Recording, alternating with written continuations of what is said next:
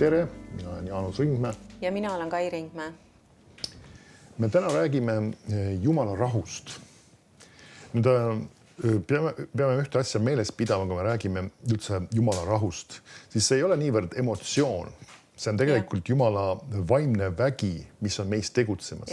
Ja see tegelikult lähtub ka sellest just, et Jumal on andnud meile oma rahu ja me võime selle pärast olla rahus, et ta sõna on oma kohta rääkinud, ta hoolitseb meie eest, ta kaitseb meid, ta varustab meid ja see ongi see põhjus, miks me võime elada rahus. Et see ei ole lihtsalt see, et mul on nii-öelda kõik on rahulik ja müra ei ole ja nii-öelda see ei ole niivõrd sellest jutt, vaid see on see, et me võime teada ükskõik, mis ka meie ümber isegi toimub, siis me teame, et Jumal peab hoolt meie eest. See on see tõeline rahu, mis Jumal meile on andnud. Ja ma loen alguseks siin kohe laulude raamatust. Kõige pikem laul üldse Piiblis. Ja see on hämmastav, et see räägib Jumala sõnast. Ja me näeme, kuidas tegelikult Taavet armastas Jumala sõna. Ja laul 119 ja salm 165 ütleb nii. Sinu käsu õpetuse armastajail on suur rahu ja nad ei komista mitte. Nüüd jälle, kellel on see suur rahu? Mitte igalühel. Jälle inimesed arvavad, et kõik need head asjad, mis Jumal on meile lubanud, et need on kõik automaatselt nii-öelda meie omad. Ei, ta ütleb, et käsu õpetuse armastajail. See, kes armastab Jumala sõna. Ja mis see tähendab, kui me armastame Jumala sõna, on see, et me peame seda kalliks, me peame seda oluliseks ja me lihtsalt ei loe seda või lihtsalt, et see nii-öelda Piibli raamat ei ole kuskil mu kapi peal seismas. Vaid ma tõesti, ma võtan selle, ma uurin seda, ma panen seda oma südamesse, ma panen seda oma mõtetesse ja ma elan selle varal. See on see, kes on Jumala sõna armastaja ja nüüd Jumal tõotab, et nendel inimestel või nendel kristlastel on suur rahu. See on tegelikult rahu on selline väärtus ja varandus tegelikult, mida sa ei saa osta mitte mingi hinnaga, vaid see on see, mida Jumal on meile andnud ja pluss ta ütleb, et ja nad ei komista mitte. Ja nagu sa ütlesid, et see rahu ei ole, sest et vahest inimesed arvavad, et eriti need, kellel on, ma ei tea, väiksed lapsed on kodus, siis nad mõtlevad, et kui lapsed on lõpuks voodis ja magavad ja on see vaikus ja nüüd on mul rahu, nüüd ma saan istuda, nüüd ma saan nautida seda vaikust ja rahu ja nüüd ma saan teha, mida mina tahan. Nüüd tegelikult see, ütleme, see Piibli rahu ei räägi ainult sellest, sest et see rahu on tegelikult midagi, mis Jumal meile annab, see on see seespidine rahu, mis tähendab seda, et isegi mis iganes ei toimu meie ümber võib olla väga nii-öelda vali ja häälekas, ma ei tea, palju inimesi või midagi on toimumas ja samas ma võin olla kõige selle keskel ja ma võin keskenduda sellele, mis on minu südames. Ja seal on see Jumala rahu. See, mis nüüd, et see täielikult nii-öelda lõikab mind lahti või ma saan nagu selle Jumala rahus, ma saan täielikult eraldada ennast kõigest sellest mürast ja kõigest nendest olukordadest, mis on nüüd toimumas minu ümber ja need ei mõjuta mind. Ja see on see Jumala rahu, mida ta meile tõotanud ja mis ta meile andnud, aga jälle me astume selle sisse ja jälle, kuidas usu läbi. Me peame uskuma, et meil on see rahu olemas. Ja ka jälle me peame olema Jumalale sõna kuulelikud.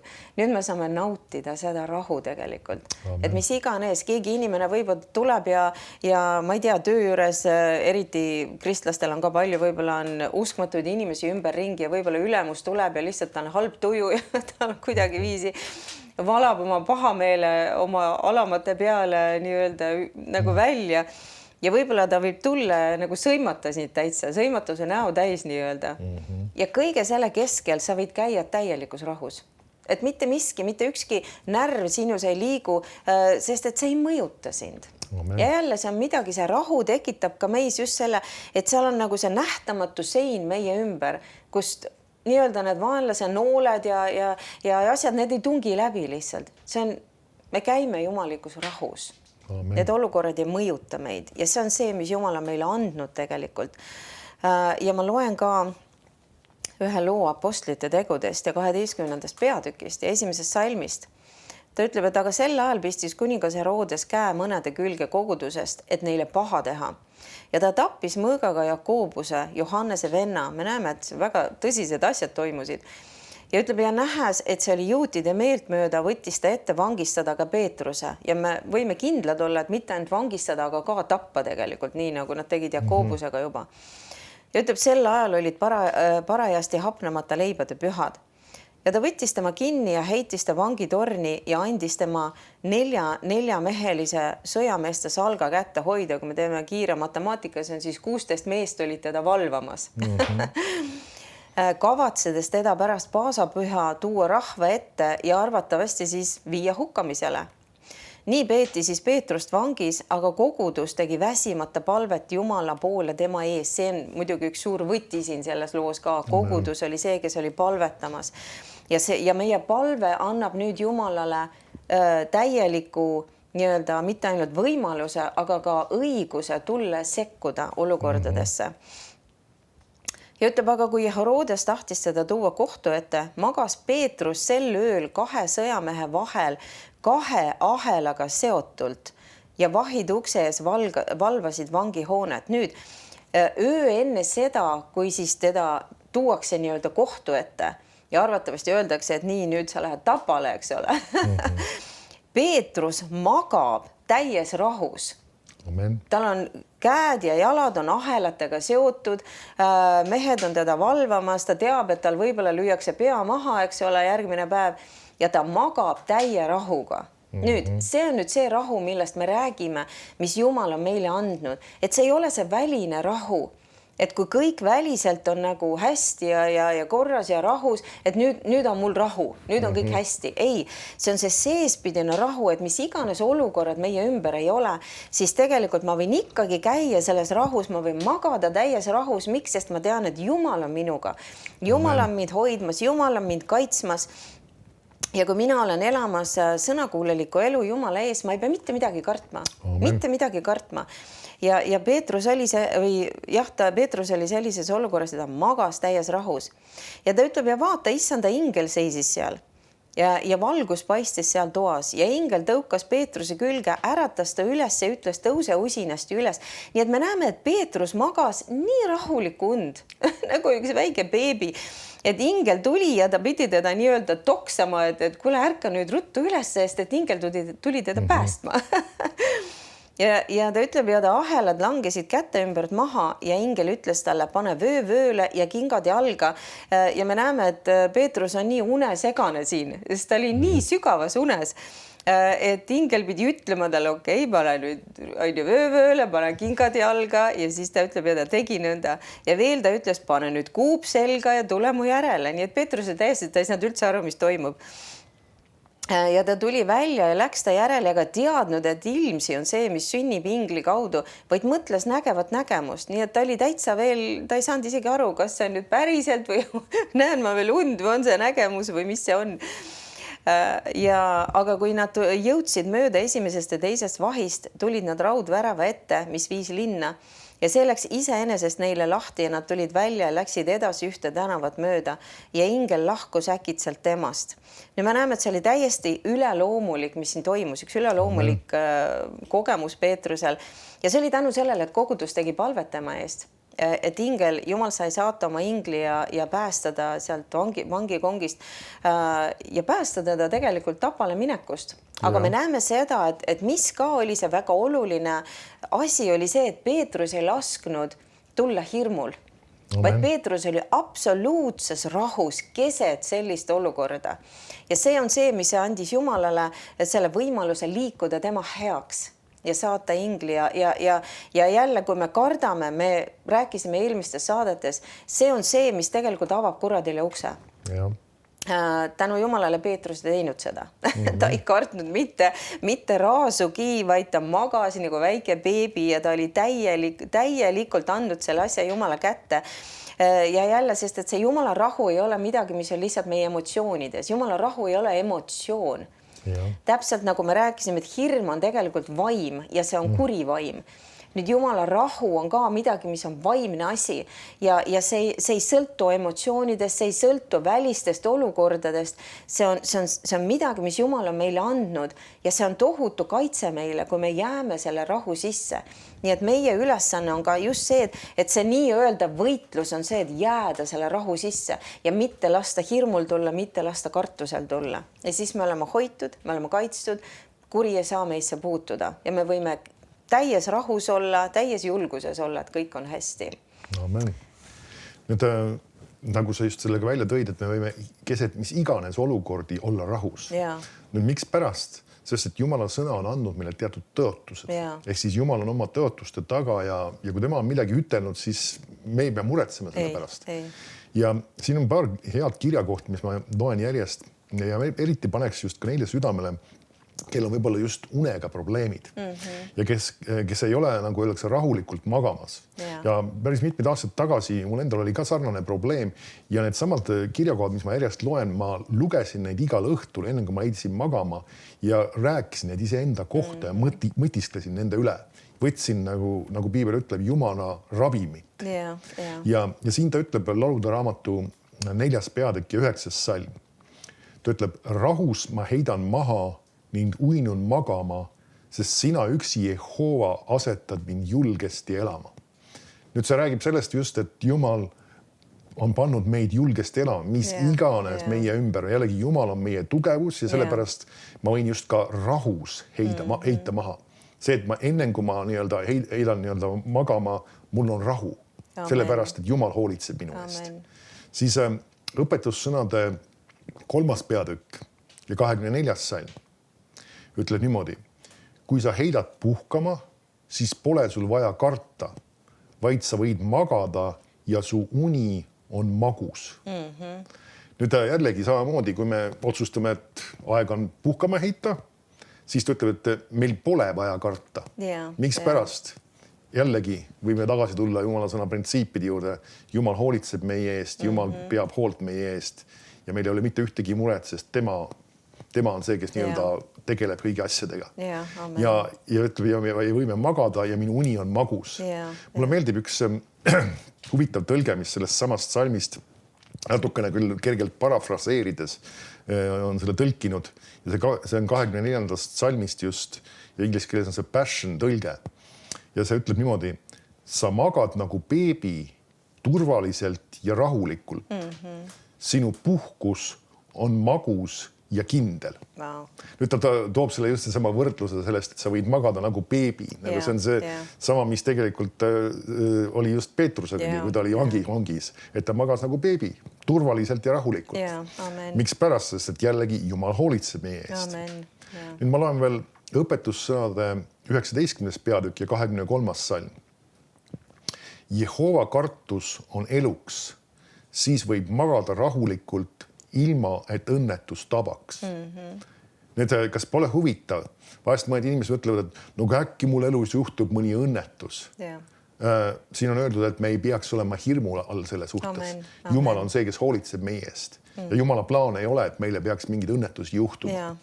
Ja me need kirjakohad, kui me võtame need kirjakohad, mõtiskleme nende üles ja räägime neid iseenda kohta, siis me saame seda ka praktikas nägema. Ja tänasel päeval tegelikult minu jaoks on see, ütleme, kui ma õhtul heidan magama, ütlen naisele nii-öelda hea tööd ja teen ühe musi ja siis keeran teistpidi poole ja praktiliselt mingi paari minuti jooksul ma jään magama. Nüüd me võime sellesse kohta, nagu öeldakse, lihtsalt kasvada, võttes Jumala sõna ja ammutades seda enesesse ja et me võime täiesti rahulikult magada, rahus magada, mis iganes meie ümber toimub, mis iganes on sündimas, sest Jumal hoolitseb meie eest. Nüüd üks asi, mis ma tahaks veel siia tuua veel välja, see on Heebra kirja 2. peatükk ja 14. salm ütleb, et nüüd lapsed on liha ja vere osalised, siis temagi sai otse samal viisil osa sellest, et ta surma läbi kaotaks selle, kelle võimu all oli surm, see on kuradi. Ta räägib tegelikult Jeesuse lunastustööst. Ja ütleb, ja vabastaks need, kes surma kartusest olid kogu eluaja kinni orjapõlves. Nüüd üks asi, mis on sageli paljude hirmude just ka taga, ja see ongi see, mis röövib ka rahu inimestelt, on just seesama surmakartus. Ja. Ja kristlasena me peaksime aru saama, kui keegi räägib nii-öelda surmast ja isegi võib-olla nii-öelda see mõte tuleb, et mina pean ka kunagi lahkuma siit, siis selles ei ole midagi hirsat. Ja. Selles ei ole midagi õudsat, selles ei ole midagi jubedat. See on see, et sa lõpetad oma võidujooksu ja sa lähed. Amen. Ja see on seesama, et meie oleme vabastatud surmakartusest. Ja see vabastab meid ka kõik võimalikest muudest sükestest hirmudest ja asjadest ja me võime rahust täiesti magada teades, et Jumal hoolitseb meie eest. Amen. Mis tulevikus sünnib, mis iganes meie rahaga seoses sünnib, mis meie tervisega saab sündima, Jumal hoolitseb meie eest. Amen. Ja. Ma loeksin Matteuse evangeeliumist ja 11. peatükist ja salm 28 ütleb niimoodi. Tulge minu juurde kõik, kes olete vaevatud ja koormatud. Et võib-olla paljud kristlased tunnevad ennast niimoodi, et nad on vaevatud ja koormatud ja mida Jumal ütleb? Tulge minu juurde. Ja ta ütleb, ja mina annan teile hingamise. Ja see hingamine ongi see rahu Jumalast tegelikult. Ja ta ütleb seda, et mitte, et ma võib olla või ma annan siis, kui mul hea tuju on. Ei, ta ütleb, et kui sina tuled minu juurde, astud mulle ligi, siis mina annan sulle. Amen. Nii et kõik, kes te tunnete ennast vaevatud ja koormatud, astuge Jumalale ligi. Amen. Ja Jumal annab. Ja ta ütleb, võtke endi peale minu ike ja õppige minust. Et mõned mõtlevad seda, et see ike, et mis asi see ike on? See ike oli tegelikult see, et Jeesus tegi ja teostas Jumala plaani, Jumala tahet. Amen. Ja meie peame teadma, mis on meie osa sellest suurest töös nii-öelda, meie pisikene osakene sellest, mis Jumal on meilt ootamas. Ja ta ütleb, õppige minust, et mina olen tasane ja südamelt alandlik ja te leiate hingamise oma hingedele ja see hingamine ongi siis jälle see rahu. Ja ütleb, sest minu ike on hea ja minu koorem on kerge. Sest jälle, kui vahest me räägime ikkest nii-öelda, siis paljud inimesed nagu kuidagi, neile tundub see sõna juba selline raske, ike. See on midagi väga ebameeldivat ja midagi väga rasket. Aga Jeesus ütleb, et minu ike on hea ja minu koorem on kerge. See ei ole raske teha Jumala tahet. See ei ole raske olla Jumalale sõna kuulajaks. Kui me armastame Jumalat, siis see on nagu loomulik osa, et me tahame seda, me tahame olla sõnakuulelikud, me tahame teha seda, mida tema on meile öelnud. Nii et kui me tunneme, et me oleme kuidagi viisi koormatud, kui me tunneme raskust oma elus, siis see lahendus on see, et me peame astuma Jumalale ligi ja tema annab meile rahu või hingamise. Ja Jumal on ustav ja Jumal ei valeta meile, nii et me võime olla täies kindluses, et me seda ka saame tema käest. Sest jälle me peame Jumala juurde tulema, kuidas? Usus, et ta ei valeta mulle. Usus, et kui tema on öelnud, et kui mina astun talle ligi, siis ta annab mulle selle hingamise, siis ta annab mulle selle rahu. Sest et kui ma ei tule usus, kui ma ei ole kindel, kui ma mõtlen, no ma ei tea ja äkki ta ikka ei anna siis tegelikult me ei saa seda. Sest et me peame astuma Jumalale ligi alati usus, sest et nüüd need asjad tulevad esile. Kui ma tõesti nagu usun ka seda, et Jumal on, mis ta mulle on öelnud, seda ta ka teeb. Ja muidugi, mis siit tuleb ka välja, on see, et kui mõned inimesed, nad lähevad peaaegu terve oma elu ja lihtsalt nad on kogu aeg nagu mingi raskuse all, mingi koorma all. Nad nagu kuidagi kannavad kogu aeg midagi. Nüüd me ei ole selleks loodud, sest et Jeesus võttis tegelikult kõik need koormad ja kõik need asjad. Jeesus tuli ja kogu see tema ristitöö tegelikult vabastas meid kõigest needusest. Ja Jumala tahe on see, et me elaksime täielikus rahus, absoluutses rahus. Ja nüüd, kui me tunneme seda, et me oleme kuidagi kogu aeg koorma all ja meil on kogu aeg nagu raske, me kogu aeg nagu kanname midagi, siis me peame tegelikult tegema inventuuri oma elus ja vaatama seda, kas ma olen võtnud selle Jeesuse ikke enda peale, mis tähendab seda, et kas ma olen tegemas Jumala tahet, kas ma olen teostamas Jumala plaani või ma olen tegemas midagi, mida mina ise tahan ja igatsen teha, aga Jumal ei ole mulle öelnud, et ma seda peaksin tegema. Sest jälle, et me saame nii-öelda me astume selle rahu sisse, kui me oleme tegemas Jumala plaani. Sest et selles Jumala plaanis on see täielik rahu. kui me oleme minemas oma teed ja kui me oleme puksimas nii-öelda Jumala plaani ja tahte vastu, nüüd tegelikult me ei saa osa sellest rahust. Nii et see on väga oluline, et me vaataksime oma elu üle ja teeksime kindlaks, et me ei ole võtnud mingisugust valet iket enda peale, vaid me oleme võtnud selle Jeesuse ikke enda peale, selle, et me teostame Jumala plaani ja Jumala tahet. Nüüd ma loen ka Jesaja kirjast, Jesaja 26. peatükk ja salmid 3 ja 4. Ütleb nii, et kindlameelsele sa hoiad rahu, sest ta loodab sinu peale. Nüüd jälle me näeme seda, et inimene, kes loodab Jumala peale, kes vaatab Jumala poole, ta on kindlameelne.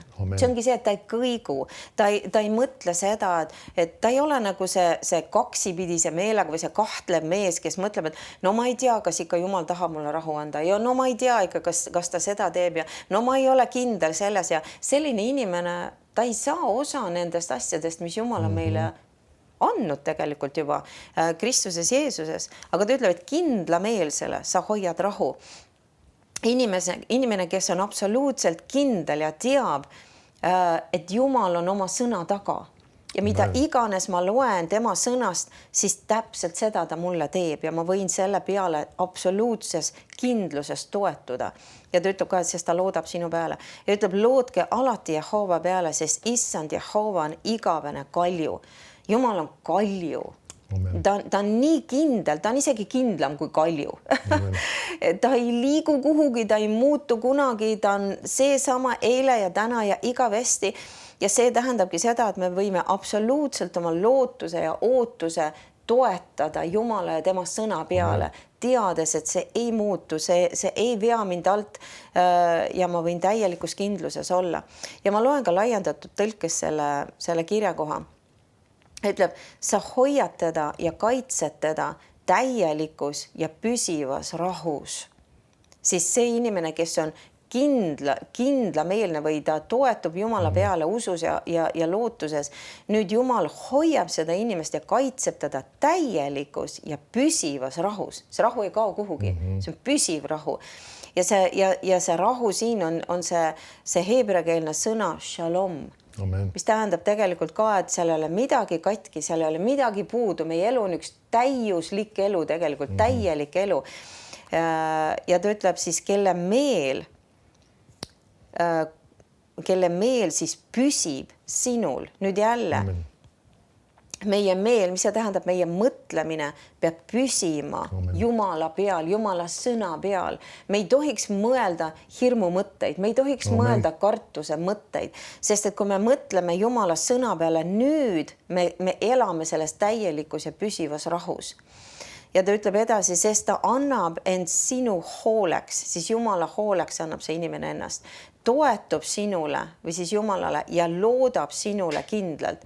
Siis kui mina annan ennast Jumala hooleks, toetun Jumalale, loodan Jumala peale, nüüd ma käin täielikus ja püsivas rahus. Ja see on Jumala tõotus mulle. Amen. Nüüd, üks väga oluline asi on see, et kuna ka rahu on just ka meie tahte meelevallas. See tähendab seda, et mida me otsustame teha ja mida me ei otsusta teha. Et see ei ole niimoodi, et nagu lihtsalt, mis meie saame teha, lihtsalt tuleb rahutus. Ei, see on meie valida. Ja selle kohta ütleb Johannes evangeeliumi 14. peatükk ja 1. salm. Ta ütleb siin niimoodi, Jeesus on rääkimas, teie süda ärgu ehmugu, uskuge Jumalasse, uskuge minusse. Nüüd mitmed tõlked ütlevad ka just, et ärge laske oma südamel ehmuda. See tähendab just seesama, mis iganes ka toimub, mis iganes ka sünnib, me otsustame. Ma ei lase hirmul tulla. Ma ei lase rahutusel tulla. Nüüd siit samast 16. salm ütleb niimoodi. Ja mina palun isa ja tema annab teile teise trööstija, et see või tema teie juurde jääks igavesti. Tõe vaimu, keda maailm ei või vastu võtta, sellepärast, et ta teda ei näe ega tunne. Aga teie tunnete teda, sest tema jääb teie juurde ja tahab olla teie sees. Aga trööstija püha vaim, kelle minu isa läkitab minu nimel, tema õpetab teile kõik ja tuletab teile meelde kõik, mis mina olen öelnud. nüüd see on just selles kontekstis räägitud, ta räägib sellest, et ta läkitab püha vaimu ja tema on meie juures ja ta on meid õpetamas ja nüüd ta ütleb selle sama otsa. Rahu ma jätan teile, oma rahu ma annan teile. Nüüd see on üks asi, mis me peame aru saama, et rahu on seotud just ka püha vaimuga, kes on meie sees. Ja selle tõttu, et tema on meie kõrval, ta on meie nõuandja, ta on meie abiline ja sellepärast me võime teada, et see rahu on jäetud meile. Ja siis ta ütleb, mina ei anna teile nõnda, nagu maailm annab, teie süda ärgu ehmugu ja ärgu mingu araks. Nüüd jällegi see on lisatud kohe selle sama otsa. Kuna Jumal on andnud meile rahu, siis me otsustame, et meie süda ei ehmu ja me ei saa muutuda araks. Nüüd ma loen siin ka need samad salmid 27. salmist laiendatud tõlkes. See toob just selle kogu selle nüansid erinevad välja siin. Ja ütleb, rahu ma jätan teile, oma rahu ma annan ja jätan teile ja pärandan nüüd teile. Me näeme seda, et see sama rahu, mis oli Jeesusel. Me teame ühes situatsioonis ta keset tormi lihtsalt magas paadi pärast. Ja tema jüngrid olid tohutu hirmu all ja ebakindlad, aga see sama rahu on meile jäetud. Mis iganes toimub, on kas või tormid meie ümber, on need sõnasõnad tormid või on need nii-öelda piltlikult tormid, see rahu on meile antud. See on meile jäetud ja see on lausa meile pärandatud. Ja see ütleb, et mitte nii, nagu maailm annab, ei anna mina teile. Ja nüüd ta ütleb selle juurde, ärge laske oma südamel olla mures ega karta.